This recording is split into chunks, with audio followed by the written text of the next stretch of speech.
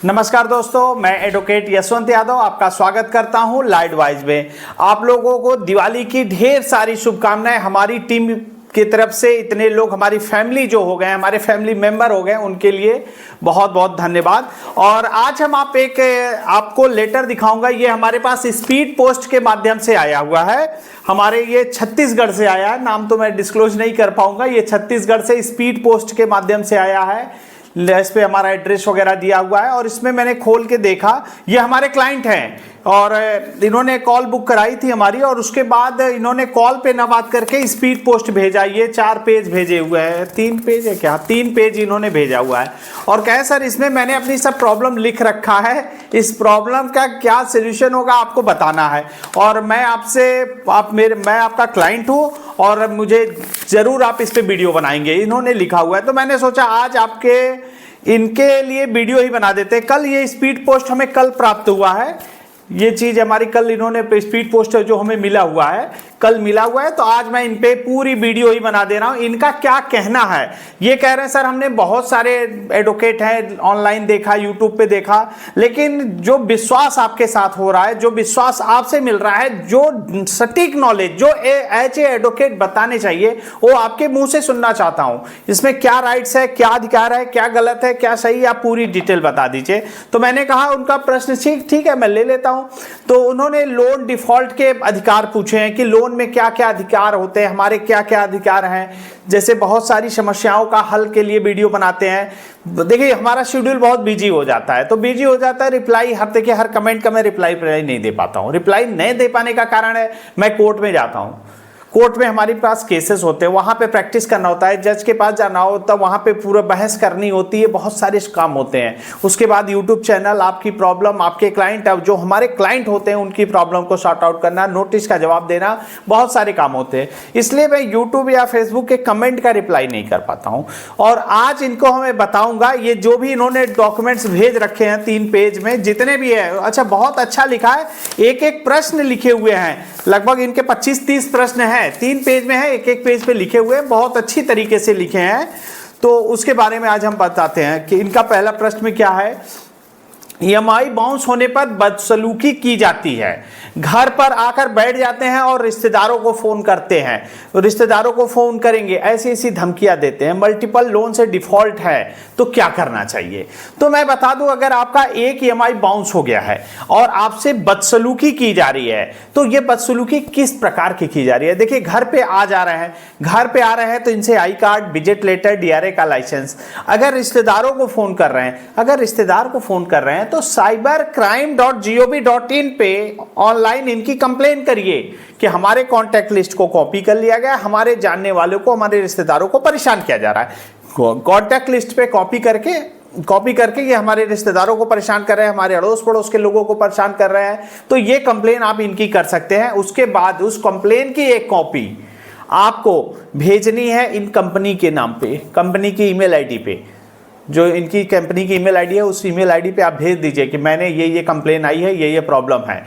तो और ये अगर घर पे आके बैठ जाते हैं तो एक चीज जान लीजिए, घर पे आके बैठ जाते हैं मतलब क्या है। ये घर पे आके अंदर तो आ ही नहीं सकते हैं, घर पे आने की, बैठने की बात कर रहे हो आप, घर पे आके बैठ जाते हैं तो ऐसा बैठ ही नहीं सकते। तो अगर आपके साथ ऐसा होता है, मल्टीपल लोन के डिफॉल्ट हैं, तो एक आपको नोटिस बैंक को भेजनी है। एक होता है पैर नोटिस, मतलब कि आप एक नोटिस भेज दीजिए बैंक को, इन्फॉर्म कर, एक EMI डिफॉल्ट हो रहा है, आपका ECS तो बाउंस हो रहा है। ECS बाउंस होने से पहले बैंक को आप इन्फॉर्म कर दीजिए, मेरी ये कंडीशन है, ये प्रॉब्लम है। लेकिन ये सब प्रॉब्लम जो भी लिखे एक एडवोकेट के माध्यम से करिएगा, ऐसा नहीं कि आपने कुछ भी चीजें लिख कर भेज दें कि आपने ये लिया, शेयर मार्केट में पैसे लगा दिए, वहां लॉस हो गया, या ऑनलाइन गेमिंग खेल लिया, ये कर लिया, वो कर लिया। आपने लोन लिया, आपने खुद ही अपना रिकॉर्ड मत बता दीजिए मैंने गलत तरीके से गलत जगह यूज कर लिया, जुआ खेल गए। तो ये गलतियां ना करें। एक एक्सपर्ट एडवोकेट से एक नोटिस बनवा के बैंक को भेज दीजिए और उसके बाद एक इंटीमेशन नोटिस दे दीजिए कि हाँ मैं आपको इन्फॉर्म कर दे रहा हूं, ये कंडीशन है, मेरी ये प्रॉब्लम है, जो भी समस्याएं हैं, जो भी प्रॉब्लम है, बैंक को आपको इन्फॉर्म कर देना है, इन्फॉर्म कर दीजिए। और उसके बाद मैं देखता हूं, जैसे हमारे ये क्लाइंट है, इनका 25 से 30 लाख रुपए का लेन देन है, शायद उसमें मेंशन हुआ है 30 लाख तक का है। तो एक चीज़ मैं बता दूं, कोई भी रिकवरी एजेंट अगर घर पे आता है तो आपके पास अगर मोबाइल है, मोबाइल तो जिस मोबाइल में आप वीडियो देख रहे हैं उसमें कैमरा होगा, उसमें कैमरा होगा, रिकॉर्डिंग करिए, उनसे आई कार्ड मांगिए, विजिट लेटर मांगिए, डीआरए का लाइसेंस मांगिए, रिकॉर्डिंग ऑन करके मांगिए कि हाँ ये हमारे घर पे आए हुए हैं, ये बता रहे हैं इस बैंक से, आप अपना आई कार्ड दिखाइए, विजिट लेटर दिखाइए, डीआरए लाइसेंस दिखाइए, इतने पेपर हो तो ही बात करना है, नहीं तो बात नहीं करना है। आपकी समस्याओं का समाधान हुआ ना। जो हमारे क्लाइंट है के साथ, सबके साथ ये प्रॉब्लम है, उन्होंने जो प्रश्न भेजा हुआ है क्या करें ऐसे कंडीशन में। अगर आपके यहाँ कैमरा लगा हुआ है तब तो कोई बात ही नहीं, आप उनको बता दीजिए कैमरा लगा हुआ है, ऑन है, और इसमें वॉइस भी रिकॉर्ड होती है, आप जो जो बातें कर रहे हैं ना वो रिकॉर्ड भी हो रही है, ठीक। तो कुछ खुद ही अपने आप शांति से डाउन हो जाएगा, क्योंकि मालूम है उसको उसकी पूरी बातें सीसीटीवी कैमरा में रिकॉर्ड हो रही है। तो आप उनको इन्फॉर्म कर दीजिए आप सीसीटीवी कैमरा के निगाह में है और इसकी वॉइस भी रिकॉर्ड हो रही है, तो आप जितनी भी बातें कर रहे हैं, जो भी कर रहे हैं, ये रिकॉर्ड में आ रहा है, तो ये चीज़ करिए। या फिर नहीं है कैमरा तो वीडियो रिकॉर्डिंग है, वीडियो रिकॉर्डिंग पे आप इनसे बात कर वीडियो रिकॉर्डिंग करिए और इनसे I card, visit letter, DRA का लाइसेंस, 3 पेपर मांगिए। इनका प्रश्न है कॉल रिकॉर्ड कर के मानहानि का केस कर सकते हैं। हाँ, कॉल जैसे कॉल को वीडियो रिकॉर्डिंग करने के बाद आप मानहानि का भी केस कर सकते हैं। ID card, visit letter, DRA का लाइसेंस, 3 पेपर आपके पास उनके पास होने चाहिए। अगर है तो बात करें, नहीं है तो कोई जरूरत नहीं बात करने की। आप नहीं हो तो क्या परिवार वालों से कोई मतलब। अच्छा, इनका कहने मतलब अगर मैं नहीं हूं तो क्या हमारे परिवार वालों को परेशान कर सकते हैं? तो साफ शब्दों में सुन लीजिए, यदि आपने लोन लिया है, लोन के डिफॉल्ट हैं, आपके फैमिली मेंबर से कोई मतलब नहीं है आपके लोन से, चाहे आपकी पत्नी ही है, आपके लोन से कोई मतलब नहीं है। आप साफ साफ आपके परिवार वाले कह दो मुझे लोन में गारंटर नहीं हूं, ना मैं लोन लिया है। जिसको लोन दिया आप उनसे बात करिए, मुझसे बात करने की कोई जरूरत नहीं है, कोई मतलब नहीं है आपको बात करने के। साफ शब्दों में इनकार कर दीजिए, मुझे इस मैटर में कोई मतलब नहीं है। आपने जिसे लोन दिया उससे बात करिए। एजेंट बैंक दोनों अलग अलग है। अच्छा हाँ, इनका क्या मतलब है? अच्छा, जो रिकवरी एजेंट बैंक के होते हैं कि अलग होते हैं, तो इनका प्रश्न का जवाब जान लीजिए। रिकवरी एजेंट और बैंक दोनों अलग अलग है। बैंक अलग है, रिकवरी एजेंट अलग है। ऐसा नहीं है कि रिकवरी एजेंट को भगा देते हैं तो बैंक आपके ऊपर सख्त रुख बनाएगा, आपसे सेटलमेंट, ऐसा कुछ नहीं। ये क्या है, ये देखिए आप समझ लीजिए। जैसे आपने ऑनलाइन कुछ शॉपिंग किया, आपके कोई प्रोडक्ट आपके घर पे आया, प्रोडक्ट खराब हो गया, तो आप रिकवरी जो आपको लेके आए उसको परेशान करेंगे, आपने खराब कर दिया, आपने मुझे गलत दिया। ये नहीं है, आप कंप्लेन करेंगे कंपनी में, वो तो एक माध्यम है। रिकवरी एजेंट एक माध्यम है कि आपके पास क्या समस्याएं हैं उसको सुनना और ले जा करके बैंक को बताना। जैसे जैसे होटल में जाइए, होटल में वेटर होते हैं, ये जो आपको बिल वगैरह देने के लिए आते हैं, उनका काम क्या है? बिल देना और आना। यही रिकवरी एजेंट का काम है, आपके बिल को बताना कि हाँ ये कंडीशन है, ये है, ये है, बस इतना ही है। उसके बाद जो काम करना है बैंक का और आपका है। ये तो एक माध्यम है बीच को जोड़ने वाले, कि आपने कितना लोन है, कितना देंगे, क्या दिक्कत है, क्या परेशानी है, क्या समस्या है, उसको यहां से बैंक तक पहुंचाना। और इनका कोई मतलब नहीं होता है। तो ये मतलब समझने के लिए मैं बता रहा हूं, इसका मतलब ये होता है बैंक अलग है, रिकवरी एजेंट अलग है, दोनों ही अलग होते हैं। ये तो उनके बिहाफ पे काम करते हैं, आज यहां है कल कहीं और चले जाएंगे, कोई दिक्कत समस्या है कहीं और चले जाएंगे। अगर रिकवरी, अच्छा उसमें गाली गलौज से शुरुआत करते हैं तो क्या करना चाहिए? अगर रिकवरी एजेंट गाली गलौज से शुरुआत करते हैं तो एक गाली देते हैं तो 50 गाली दीजिएगा, 50 से कम नहीं दीजिएगा। अगर शुरुआत कर दिए हैं तो उनको छोड़ने की जरूरत नहीं है, उनको उनकी भाषा में ही जवाब देना है। आपको डरना नहीं है। गाली गलौज की शुरुआत कर दिया तो कर दिया, तो आपको पीछे नहीं हटना है। पहले करना नहीं है और कर दिया तो छोड़ना नहीं है, उनको छोड़ने की जरूरत नहीं है।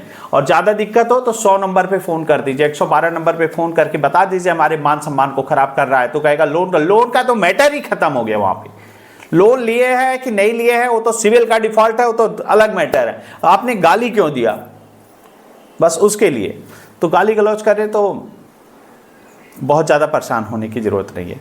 इनका प्रश्न है सर क्या नंबर बहुत सारे फ़ोन आ रहे हैं, कैसे इससे बचें? मल्टीपल फोन आ रहे हैं, बहुत सारे इनके पास फोन आ रहे हैं, हमारे क्लाइंट जो है इनके पास बहुत सारे फोन आ रहे हैं। तो आपको बचना कैसे है? Number not in phone book एक ऑप्शन होता है, number not in phone book माने जो नंबर हमारे फोन बुक में नहीं है उससे कॉल नहीं आएगी, कोई कॉल रिसीव नहीं की। सुबह 9 बजे से शाम के 5 बजे तक ऑन कर दीजिए, ऑन रखिए, अननोन नंबर को ब्लॉक रखिए और उसके बाद ऑन कर चालू कर लीजिए। जब मन करे ऑन करिए, जब मन करे ऑफ करिए। कैसे करना है उसका प्रोसेस मैं बता दूंगा, क्या प्रोसेस, कैसे नंबर एक एक नंबर ब्लॉक मत करने के चक्कर पड़िए। एक उनके पास 50 नंबर है, 100 नंबर है, 200 नंबर है, कितने को ब्लॉक करेंगे? तो ब्लॉक मत करिए, एकदम ब्लॉक नहीं करना है। Number not in phone book, number not in phone book का option, number not in phone book का ऑप्शन लगा करके छोड़ दीजिए। सुबह 9 बजे से शाम के 5 बजे तक कोई फोन नहीं आएगा आपके पास। प्रॉब्लम ही समाप्त हो गई आपकी लोन की, ये फोन की तो प्रॉब्लम समाप्त हो गई। अच्छा सर, व्हाट्सएप पे 406 420 धाराओं का धमकी भरा हुआ मैसेज जाता है। मैं आपको बता दूं 420 और 406 ये धाराएं अब इतिहास हो गई हैं, आज के समय में इसका कोई वजूद नहीं है। अगर कोई ऐसे 420 406 की धाराओं का मैसेज कर रहा है व्हाट्सएप पे तो आप कहिए पहले आप अपनी सेंस बढ़ाइए, अपनी जानकारी बढ़ाइए। ये धाराएं खत्म हो चुकी है, अब बीएनएस आ चुका है, आईपीसी नहीं रह गया, खत्म, ये तो इतिहास हो गया है। अब वो पुराने इनके पास फॉर्मेट पड़े हैं, उसी को भेजे जा रहे हैं, उनको शायद नहीं मालूम है 420 400 से कब का खत्म हो चुका है। तो ये फर्जी होते हैं, कोई भी नोटिस आता है ऐसा तो जानिए फेक नोटिस है, फर्जी नोटिस, आपको डरना ही नहीं है। और मैं बार बार आपको बताता हूं, पैसा है तो इनके पैसे दे दीजिए और नहीं है तो नहीं है, तब क्या कर सकते हैं। और एक बात बता दें, रिकवरी एजेंट अगर आते हैं आपके घर पे तो आप ना कहना सीख लीजिए, ना कहना सीख लीजिए। आप कह दीजिए मेरे पास पैसे नहीं है, जब होंगे तो मैं दे दूंगा, और नहीं है तो नहीं है, आप जा सकते हो। ज्यादा बहस करने की जरूरत नहीं, आप साफ शब्दों में भी इनकार करिए, मेरे पास पैसे नहीं है तो नहीं है, जो होगा तब दे देंगे, बस इतना। तो एक इनका ये प्रश्न का पूरे का उत्तर मिल गया इनका। अभी 2 पेज और भी है इनके जो इन्होंने भेजा हुआ है छत्तीसगढ़ से, तो और भी जो भी प्रॉब्लम है इनकी समस्याओं। अच्छा, इन्होंने कहा है कि मैं सर बहुत मेहनत से इतने प्रश्न ढूंढ के लाया हूं, बहुत सारे लोग से पूछा, कोई उसका पूरा सटीक जानकारी नहीं दे पाया। उस प्रश्न का क्या उत्तर है, कैसे निपटारा करना है, कैसे क्या करना है। आपके द्वारा प्रश्न पूछे जाने पे पूरे लोन डिफॉल्टर वालों की समस्याओं का समाधान हो रहा है, क्योंकि इतने लोन में डिफॉल्ट है, आपके इतने प्रश्न हैं कि उस पर मुझे वीडियो ही बनानी पड़ी। और उनका कहना भी था कि सर मुझे वीडियो बना करके बता दीजिए, मेरी प्रॉब्लम सॉल्व हो जाएगी। तो मैं उनकी प्रॉब्लम सॉल्व करने के लिए आज आपके सामने समस्याओं का उनका निराकरण किया जा रहा है। सर, फर्जी लोन और फर्जी पुलिस बनकर डराते हैं। अगर आपके पास फर्जी पुलिस, देखिए एक बात बता दीजिए, कोई भी वकील है या कोई भी पुलिस है, कोई भी पुलिस या कोई भी वकील आपको कभी भी गलती से फोन नहीं करेगा। कोई भी वकील फोन नहीं, वकील का काम है नोटिस भेजना, वो आपको नोटिस भेजेगा। कोई वकील को ये राइट्स नहीं होता है जो कहते हैं कि मैं वकील बोल रहा हूँ, यहाँ पे है, थाने पे हूँ, ऐसे हूँ, बहुत सारी कहानी बोलते हैं, अभी आपके ऊपर 420 406 मुकदमा हो जाएगा, ये हो जाएगा, सब फेक है, सब फर्जी है। कोई वकील आपको फ़ोन नहीं कर सकता और कोई पुलिस आपको धमकी नहीं। लोन, देखिए पुलिस का काम है लॉ एंड ऑर्डर को मेंटेन करना, यातायात व्यवस्था को बनाए रखना, कहीं दंगा प्रसाद ना हो उसको रोकने के लिए होता है, कोई आपकी सुरक्षा के लिए होता है, कहीं कोई दिक्कत ना हो। लेकिन कहीं आपकी लोन की रिकवरी करने के लिए पुलिस का फ़ोन आए तो ऐसा कुछ नहीं होता है, ऐसा कुछ नहीं होता है। तो अब लोन की रिकवरी पुलिस का काम नहीं है और कोई भी एडवोकेट आपको फ़ोन नहीं कर सकता। ये फर्जी हैं, आपको फर्जी पुलिस और फर्जी एडवोकेट बन के आपको डराते हैं। अगर किसी पुलिस का फ़ोन आ रहा है कि मैं आपको अरेस्ट करने के लिए आ रहा हूं, तो आप कह दीजिए अभी 4 बजे तक का समय आप दे दीजिए EMI, नहीं तो अरेस्ट कर लूँगा। तो आप कहिए 4 बजे तक नहीं, अभी आ जाइए, मैं खाली बैठा हूँ। तो देखिए वो आते हैं कि नहीं। कई लोगों के पास फ़ोन आए हैं कि 4 बजे तक आ जाएंगे, आज 4 दिन हो गए आज तक पुलिस नहीं आई। और बता दें, इन्होंने कहा रिश्तेदारों को फ़ोन आए मैंने बताया रिश्तेदारों को फ़ोन आए तो क्या करें। रिश्तेदारों को फ़ोन आता है तो उनके रिश्तेदार को कह दीजिए, अगर आपके पास फ़ोन आ रहा है तो आप साफ शब्दों में बना कर दीजिए, मैं इस आदमी को नहीं जानता, ये आदमी तो मर चुका है। ये तो डायरेक्ट मना करने में क्या जा रहा है, बता दीजिए, रिश्तेदार को कह दीजिए आपके पास फ़ोन आया तो कह दीजिए आदमी मर गया। कितने को जवाब देते फिरोगे, कितने को जवाब देते फिरोगे कि हाँ ये है, ये है, ये कर रहा है, वो बता दो एक शब्द में, ये आदमी नहीं रहा। किसी रिश्तेदार फोन आ रहा है, आप उनसे उनके वो आपको फोन करके बता रहे हैं तो आप उनसे कह दीजिए, बता दीजिए कि आदमी नहीं है, मर गया ये आदमी। किसी को सफाई चाहिए, एक लाइन में ही बात खत्म करिए। रिश्तेदारों को फोन करने का कोई राइट्स ही नहीं होता, कोई राइट्स ही नहीं होता। तो ये प्रॉब्लम है। अच्छा, मेरे क्लाइंट के पास फोन आ गया, मैं साथ में था, मेरे क्लाइंट के पास, अच्छा, ये माने इनके एक ये इनके क्लाइंट, ये जो हमारे क्लाइंट हैं उनके पास फ़ोन आ गया, उनके पास फ़ोन आया दूसरे का, माने उनके कोई जानने वालों ने लोन लिया था, एक लोन डिफ़ॉल्टर के पास फ़ोन आ गया कि इन्होंने आपके साथ ऐसी ऐसी कंडीशन है, तो इन्होंने कहा कि आ जाओ, मैं बैठा हूँ, आओ आपकी भी पेमेंट को कर देता हूँ। देखिए ये क्या करते हैं कि आपके कॉन्टैक्ट लिस्ट को कॉपी कर लेते हैं। आप किसी और ने लोन लिया था, आपके जहाँ संपर्क में होगा, उसके बाद आपके मोबाइल सेव होगा नंबर, आपके कॉन्टैक्ट लिस्ट को कॉपी करके ये इनको फ़ोन कर दिए। तो हमारे क्लाइंट के पास फ़ोन आ गया था कि आपने इनका गारंटर लिया है, तो इस कंडीशन में आप साफ साफ कह दीजिए उस आदमी को मैं नहीं जानता, वो कहाँ है, कैसे नहीं है, मुझे कुछ नहीं मालूम, पैसे हैं तो इनके पैसे दे दो। लेकिन एक लोन के लिए दूसरा लोन, दूसरे लोन के लिए तीसरा लोन, तीसरे के लिए चौथा, पांचवा, ऐसे करके मल्टीपल लोन से बचिए। सिविल खराब होता है, हो जाने दो सिविल खराब, फाइनेंशियल डेथ होती है, हो जाने दो, आप तो जिंदा हो, सिविल का क्या करोगे, सिविल का क्या करोगे, मुझे नहीं समझ में आता। सिविल बचाने के चक्कर में लोन पे लोन, लोन पे लोन, एक का चुकाने के लिए दूसरा, दूसरे के लिए तीसरा, चौथा, अरे क्या करेगा सिविल, हटाओ सिविल, जिंदगी तो जियो अच्छे से। डिस्टर्ब हो जा रहे हो केवल लोन के चक्कर में फंसते फंसते, एक के लिए दूसरा, दूसरे के लिए तीसरा। एक समय ऐसा आ जाएगा 25 लोन पे डिफॉल्ट हो गए, 25 केस हो रहा है, 25 आर्बिट्रेशन प्रक्रिया हो रही है। और आर्बिट्रेशन का अवार्ड की आपत्ति भेजे। आर्बिट्रेशन का अवार्ड पास कैसे होता है? आर्बिट्रेशन देखिए, आर्बिट्रेशन का मतलब होता है मध्यस्थता कराना, ये पंचायत होती है, आपकी सहमति से होना चाहिए। अगर आर्बिट्रेशन प्रक्रिया अदर स्टेट में हो रही है या फिर आर्बिट्रेशन की प्रक्रिया आपकी बिना सहमत के हो रही है, तो आप उस पर एक आपत्ति पत्र जरूर भेज दें, आपत्ति पत्र जरूर भेज दें। और अगर ये आर्बिट्रेशन प्रक्रिया 7 दिन में कर रहे हैं और आपके पास लेटर ही बाद में आ रहा है, तो जिस दिन आप स्पीड पोस्ट का ट्रैक कर लीजिए, जिस दिन आपके पास पहुंच रहा है उसके बाद वो डेट बीत चुकी है, तो उस पर आप इनको इन्फॉर्म करके बता दीजिए आर्बिट्रेशन प्रक्रिया नहीं की जा सकती है। तो ये प्रोसेस होता है, ऐसे आपको आपत्तियां दी जाती है। प्री आर्बिट्रेशन नोटिस है, आर्बिट्रेशन नोटिस है, वार्ड है, क्या है, कैसे है, पूरी डिटेल आपको जो भी नोटिस आएगा उसका जवाब बना करके दे दिया जाएगा। सिक्योर लोन या अनसिक्योर लोन में रिकवरी का तरीका क्या होता है? देखिए, सिक्योर लोन में रिकवरी का तरीका अलग है, अनसिक्योर लोन में तरीका अलग है। सिक्योर लोन में आपका भी प्रॉपर्टी मॉर्गेज है, चाहे कार, बस, ट्रक, जीप का है, जो भी है, सिक्योरिटी मॉर्गेज है, प्रॉपर्टी के अगेंस्ट में है, या होम लोन है या गोल्ड लोन है, तो इसमें देखिए सिक्योर लोन में सरफेसी एक्ट होता है। सरफेसी एक्ट माने एनपीए हो जाता है, 3 महीने के बाद एनपीए के बाद 13/2 का नोटिस आएगा, 2 महीने का समय है, 13/4 का नोटिस आएगा, 1 महीने का समय होता है उसमें। उसके बाद डीएम का आदेश लेके ऑक्शन करते हैं, उसके पहले 13/2 का नोटिस आता है, तो आपको किसी अच्छे एडवोकेट के पास जा करके आप उनसे अपनी बात को बता करके उस पर ऑब्जेक्शन लीजिए और डीआरटी से स्टे लेना होगा। डीआरटी कोर्ट होती है, वहाँ से आपको एक स्टे लेना होगा। और अनसिक्योर्ड लोन में प्रॉपर्टी मॉर्गेज नहीं है, तो पहले ये नोटिस देंगे, recall notice, demand notice, arbitration notice, arbitration प्रक्रिया, चेक दिए है तो चेक बाउंस का केस, अगर ईसीएस लगाया है तो payment and settlement act section 25 का केस, और उसके पहले आर्बिट्रेशन की प्रक्रिया। तो ऐसी ऐसी प्रक्रियाएँ करती हैं। लेकिन उसमें मैं एक हमारे क्लाइंट हैं, इन्होंने बता रहे हैं सर मैंने चेक नहीं दिया, उसके बाद भी हमें मैसेज आ रहा है कि चेक बाउंस का केस किया जाएगा। जब आपने चेक दिया ही नहीं तो बाउंस क्या होगा?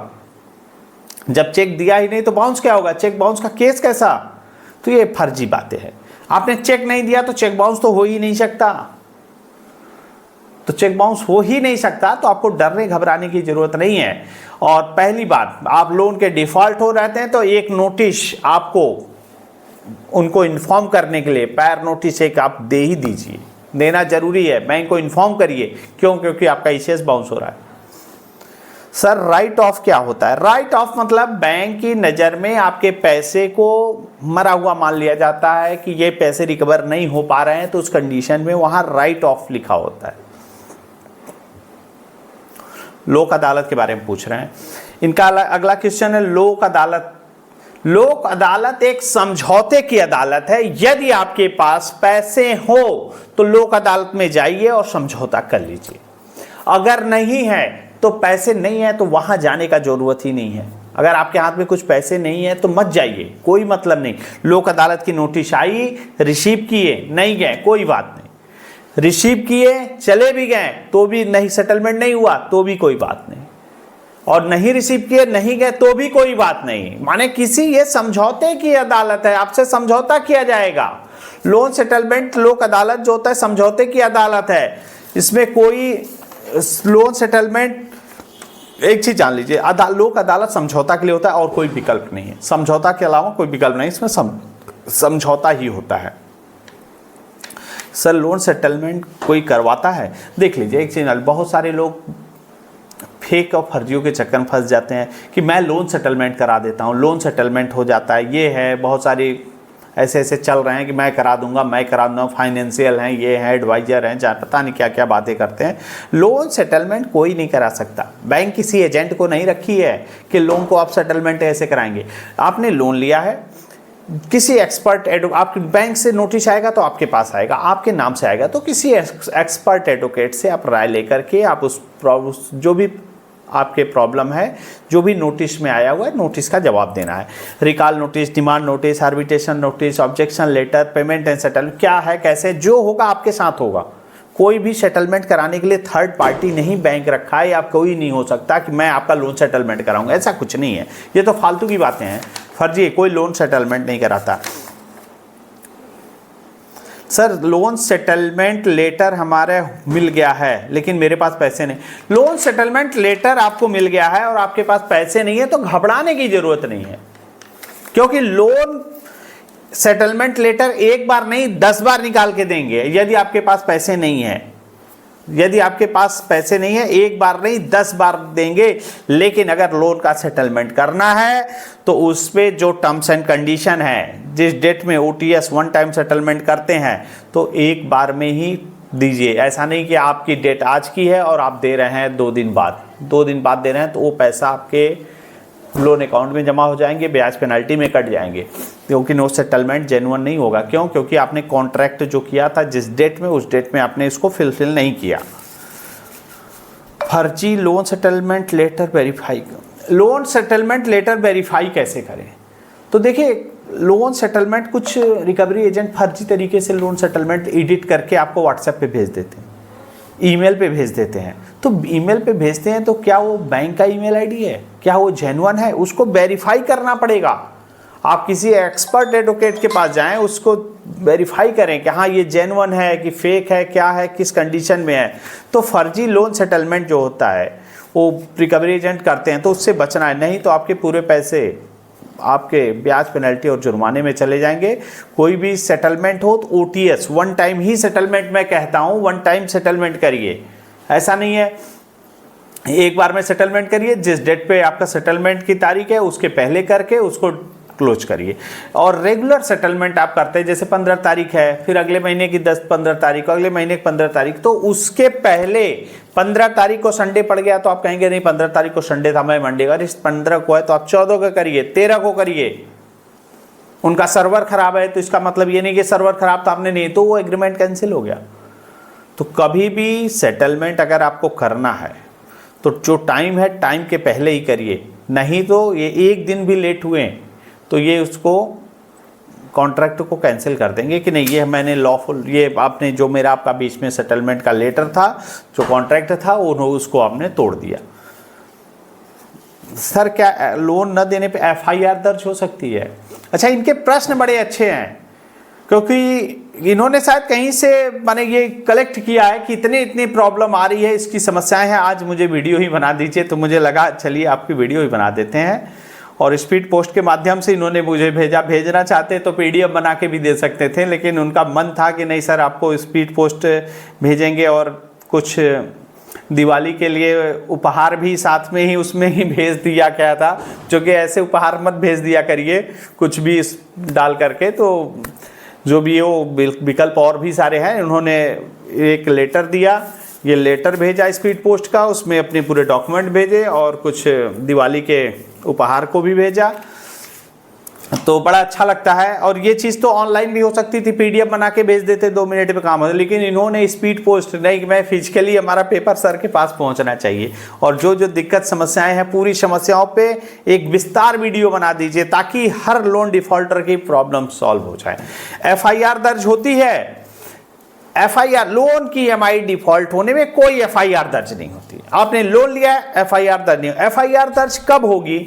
जब आपने फेक डॉक्यूमेंट दिए हैं, फर्जी लोन का डॉक्यूमेंट दिया हुआ है, या फिर कोई पैन कार्ड को एडिट किया हुआ है, आधार कार्ड को एडिट किया है, सैलरी स्लिप को एडिट किया है, होम लोन है या प्रॉपर्टी लोन है, कोई घर कोई और है, दिखाया किसी और का घर है, तो इस कंडीशन में सैलरी स्लिप को एडिट किया है, तो अगर आप फर्जी डॉक्यूमेंट यूज करते हैं तो उस कंडीशन में एफआईआर होती है, नहीं तो एफआईआर दर्ज नहीं हो सकती।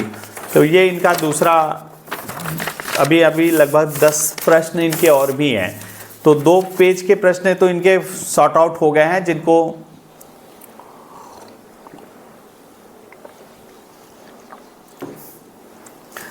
अब बात करते हैं। इनका कहना है सर क्या एफआईआर हो सकता है अगर आपको धमकी आ रही है एफआईआर होने? अगर एफआईआर की धमकी, तो एफआईआर आज के समय में ऑनलाइन है, ऑनलाइन भी वेरीफाई करके देख सकते हैं।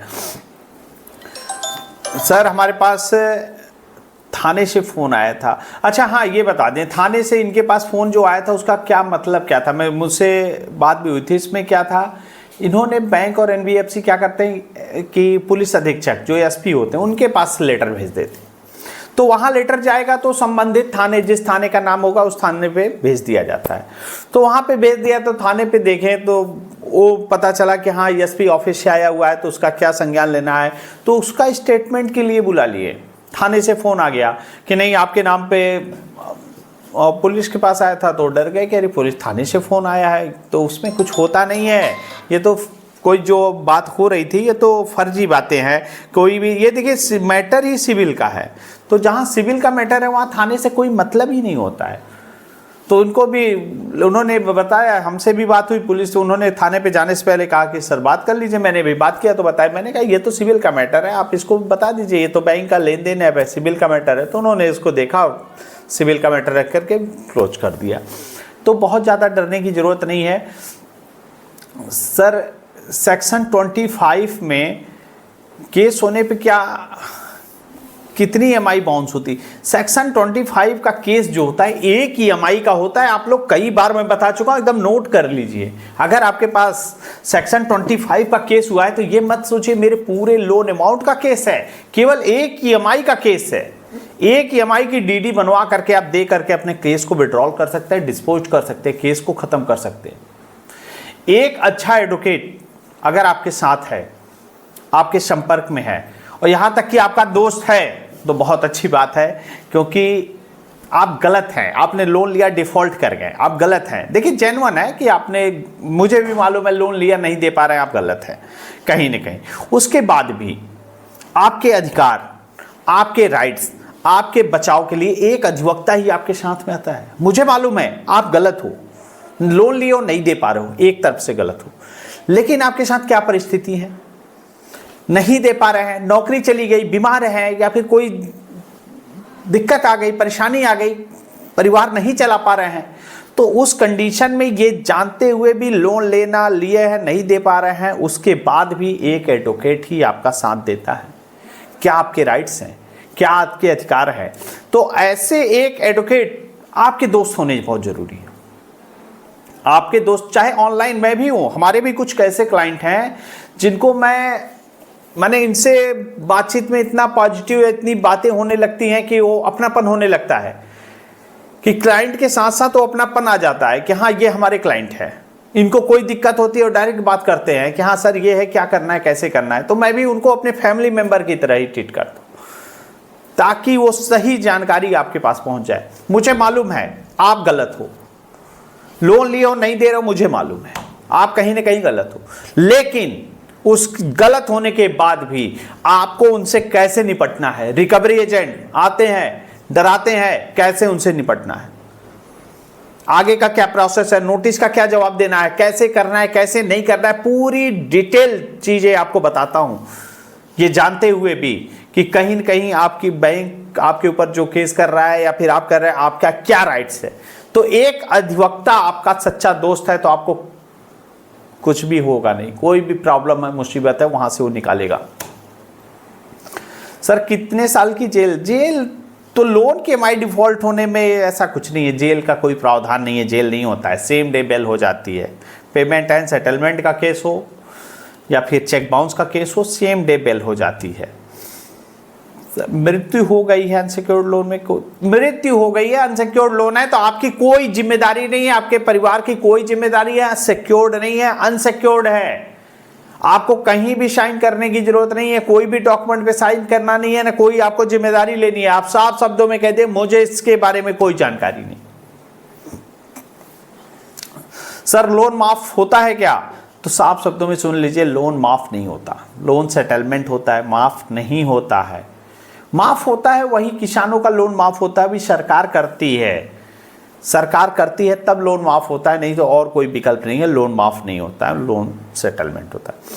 सर क्या मैं पता और मोबाइल नंबर चेंज कर सकता हूँ? हाँ आपका राइट्स है, आप एड्रेस भी चेंज कर सकते हैं, आप कहीं भी रह सकते हैं, आप इंडिया के किसी कोने में रह सकते हैं, आप अपना नंबर चेंज करना चाहते हैं नंबर चेंज कर लें, इसके लिए कोई भी आपके ऊपर कानूनी कार्रवाई नहीं होगी कि आपने नंबर चेंज कर लिया, आपके ऊपर कानूनी कार्रवाई होगी। सर रिकवरी एजेंट कह रहे हैं कि नोटिस चिपका देंगे अनसिक्योर्ड लोन में, अनसिक्योर्ड नोटिस चिपका देंगे, इसका क्या मतलब है? डरा रहे हैं आपको सरफेसी एक्ट का। अरे जब लोन ही अनसिक्योर्ड है तो उसमें सरफेसी एक्ट कहाँ लगेगा कि नोटिस चिपका देंगे, ये कर देंगे, वो कर देंगे। ये सब बहुत फालतू की बातें हैं, वो डराने का एक तरीका है। डरना हो तो डरे, नहीं डरना हो तो बिल्कुल मत डरें। अपने राइट्स को, अपने अधिकार को जाने और ना कहना सीखें। हाँ नहीं है तो नहीं है, जो करना है ड्यू टू प्रोसेस। कोई नोटिस नहीं चिपकती, नोटिस कोई दिक्कत नहीं है, कोई परेशानी है। क्या सर पत्नी और बच्चों से भी रिकवरी कर सकते हैं? बिल्कुल नहीं, पत्नी और बच्चों से बिल्कुल रिकवरी नहीं किया जा सकता। आपके अनसिक्योर्ड लोन में पत्नी का या बच्चों का कोई रोल नहीं है, कोई दिक्कत नहीं है, उनसे कोई मतलब नहीं है। उनको पास रिकवरी एजेंट पे आए तो साफ साफ कह दें आपने मुझे लोन दिया था, क्या मैं इस लोन में गारंटर हूं, इनसे मुझे कोई मतलब नहीं है, और उनको निकालिए, बाहर निकालिए। कोई जरूरत नहीं है ऐसे फर्जी रिकवरी एजेंटों से बात करने के लिए। सर पहले तो मन में आत्महत्या का विचार आ रहा था, लेकिन आपकी वीडियो देखने के बाद, हाँ देखिए एक चीज बता दे रहा हूं, अगर मन में आत्महत्या का माने विचार आ रहा है तो एक बार वीडियो को जरूर देख लीजिए, एक बार नहीं 2 बार 3 बार रिपीट करके देख लीजिए। आपके अंदर के डर को न खत्म कर दिया तो कहिए, आपके राइट्स को जब बता देंगे, आपके अधिकार को बता देंगे, आपने क्या सही है क्या गलत है, कैसे करना है कैसे नहीं करना है, पूरा राइट्स होता है आपका। डरे घबराए नहीं, अपने अधिकार को जाने। क्यों डर रहे हैं? मैं हूं, मैं आपको बता रहा हूं ना आपका क्या राइट्स है। तो आत्महत्या का विचार आ रहा है तो आप पूरी तरह से देखिए, फाइनेंशियल डेथ हो रही है, हो जाने दो। सिविल खराब हो रहा है, हो जाने दो। क्या करोगे सिविल खराब होकर के? आप अपने परिवार के लिए बचे रहिए, वही आपके लिए बहुत बड़ी बात है। आपके न रहने पे कितनी दिक्कतें आ जाएंगी वो आपको ज्यादा दिक्कत लगेगा। तो इसलिए कभी भी मन में ऐसे भी गलत विचार आए तो बिल्कुल उसको 2-3 बार वीडियो देख लीजिए मेरी, और ज्यादा दिक्कत हो तो एक बार बात कर लीजिए। पूरा डर निकाल दूंगा, पूरा डर समाप्त कर लूंगा। और उसके बाद सर व्हाट्सएप कॉल आता है तो क्या? व्हाट्सएप कॉल क्या होता है? व्हाट्सएप कॉल क्या होता है? व्हाट्सएप कॉल तो वही करते हैं जो फर्जी होते हैं, गलत तरीके से होते हैं, ताकि व्हाट्सएप पे रिकॉर्डिंग नहीं हो सकती है, कुछ भी बोल देते हैं, कुछ भी कर देते हैं, तो इसका मतलब व्हाट्सएप पे कॉल करते हैं। तो बिल्कुल इग्नोर करिए, व्हाट्सएप कॉल तो करना ही नहीं है, ट्रैप में फंसा देंगे कहीं ना कहीं। कोई बात मत करिए व्हाट्सएप कॉल पे। बहुत सारे फ्रॉड घूम रहे हैं, तो उनसे, फ्रॉडों से बचिए। कभी भी व्हाट्सएप कॉल पे आपको कोई जवाब नहीं देना है, बात ही नहीं करना है। व्हाट्सएप कॉल क्यों उठाएंगे? आप नहीं उठाना, कोई बात मत करिए।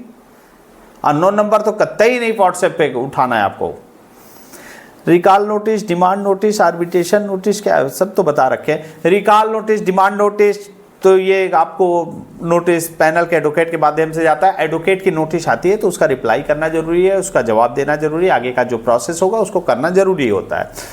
सिविल बिल बचाने के चक्कर में, सिविल बचाएं कैसे, सिविल बचाने के चक्कर में एक लोन के लिए दूसरा, दूसरे के लिए तीसरा, तीसरे के लिए चौथा, ऐसे ऐसे जो प्रोसेस होते हैं तो आप उनसे बचिए। सिविल खराब हो रहा है, हो जाने दो, कोई ज़रूरत नहीं है आपको सिविल बचाने की, कोई ज़रूरत नहीं होती है। और एक बात बता दूं, इनके पूरे प्रश्न लगभग 3 पेज के प्रश्न थे और ये सब प्रश्न, इनके डॉक्यूमेंट अब समाप्त। पूरे प्रश्नों का इनका उत्तर मिल गया, क्या क्या आपके राइट्स है, क्या क्या इनके अधिकार हैं, ये चीज़ें इनकी थी। इतने ये इन्होंने स्पीड पोस्ट के माध्यम से भेजा भी था, स्पीड पोस्ट के माध्यम से कि हाँ ये प्रोसेस है, ये करना है। इन्होंने स्पीड पोस्ट के माध्यम से ये डॉक्यूमेंट भेजे थे और डॉक्यूमेंट में पूरे प्रश्नों का इनका जवाब मिल गया। और इन्होंने कहा था कि सर एक वीडियो बनाइए इस पे, और इस पे वीडियो बना करके उनके साथ साथ सभी लोगों के डाउट क्लियर हो गए। तो बहुत बड़ी अच्छी चीज़ है कि आप लोग ऐसा चाहते तो ये हमें मेल से भी या फिर व्हाट्सएप पे भी PDF बना के दे देते, मैं इनके प्रश्नों का जवाब देता था। लेकिन उनकी कुछ इच्छा थी कि आपको कुछ भेंट, कुछ उपहार, साथ में ही उपहार भी भेज दिए थे इन्होंने। तो ये हमारे स्पीड पोस्ट उन्होंने किया और साथ के साथ उपहार भी भेजा, उसके लिए आपको धन्यवाद। और बहुत अच्छा लगा आप लोग के लगाव से कि आप लोग कितना, हम देखिए मैं क्या कहता हूँ, हम लोग की वीडियो जो होती बहुत एक ज़रूरतमंद के लिए है। आपने लोन के डिफ़ॉल्टर हैं वही तो देखेंगे, जिसको ज़रूरत है वही तो देखेगा। और ऐसी वीडियो यूट्यूब पे शायद ही आपको कभी मिले जो कि डायरेक्ट सामने बात कर रहा है। आप प्रश्न पूछ रहे हैं, दिमाग यहाँ सेट है, मुझे कहीं गूगल सर्च करने की जरूरत नहीं है कि ये हो करना है, क्या करना है, ये है, क्या दिक्कत है। अरे सब कुछ इसमें भरा हुआ है ना, आज से ही नहीं। कई ये देखिए एक बात बताऊं, जैसे होता है ना, कोई पहले कार सीखता है तो चलाता है तो पूरा ध्यान गाड़ी पे रहता है, कहीं इधर न चले जाए, स्टीयरिंग, क्लच, ब्रेक, एस्केलेटर सब पे रहता है। लेकिन जब वो एक्सपर्ट हो जाता है तो कार चलाने के साथ साथ फ़ोन पे भी बात करना तो गलत है, फ़ोन पे माने बात कर लेता है, उसके बाद भी माने एक्सपर्ट हो जाता है। उसको ये नहीं करना है कि कब क्या, वो ऑटोमेटिक कब ब्रेक लगना है, कब क्या करना है, पूरी तरह से एक्सपर्ट हो जाता है। तो उसी हिसाब से लोन में इतना, देखिए कहीं ना कहीं मैंने भी कभी न कभी डिफ़ॉल्ट किया। आज स्थिति सही है, सब कुछ अच्छा है, सब कुछ चल रहा है, कई लोन चल रहे हैं, वो तो ठीक है। लेकिन कहीं ना कहीं इस दलदल में मैंने भी फंसा, और उसके बाद जो उस फंसे हुए आदमी जहाँ से निकला, और उसके बाद हमने MBA किया, LLB किया, वहाँ तक पढ़ाई की, उसके बाद आपको समझा रहा हूँ कि हाँ क्या राइट्स होते हैं, क्या अधिकार होते हैं। क्योंकि एक एक्सपर्ट एडवोकेट के साथ साथ एक्सपीरियंस भी होना चाहिए। तो वो एक्सपीरियंस के साथ आपको नज़र में नज़र मिला के इतना तक कह रहे हैं, कोई भी दिक्कत हो, समस्या हो, परेशानी हो, इतनी वीडियो बनाने के बाद आपको समाधान हो गया। उसके बाद भी आपको दिक्कत है तो हमारा एक कॉल बुक करके आप हमसे फ़ोन पे संपर्क कर सकते हैं। और कोई भी दिक्कत हो, कोई समस्या हो, कोई परेशानी हो, कोई नोटिस हो, उसका जवाब देना हो, कुछ भी हो, सब कुछ आपको बताया जा सकता है। और आगे का जो भी दिक्कत हो, समस्या हो, परेशानी हो, आप हमसे संपर्क कर सकते हैं। मैं अपनी बातों को यहीं समाप्त करता हूँ। जय हिंद, जय भारत, नमस्कार।